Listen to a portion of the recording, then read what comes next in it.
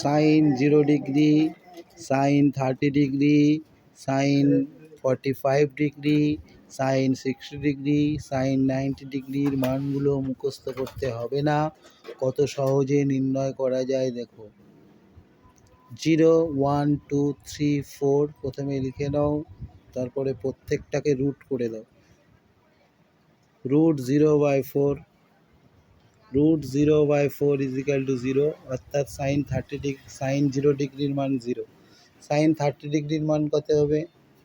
0 ডিগ্রির মান 0 পেয়ে গেছি, আমরা দেখিয়ে দিলাম 0, মুখস্থ করার দরকার নেই।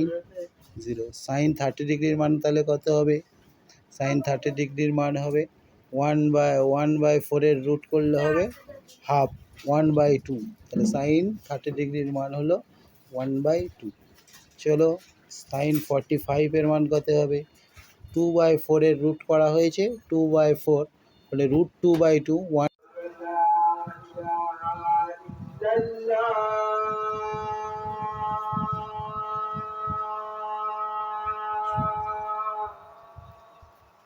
أشهد أن لا إله إلا الله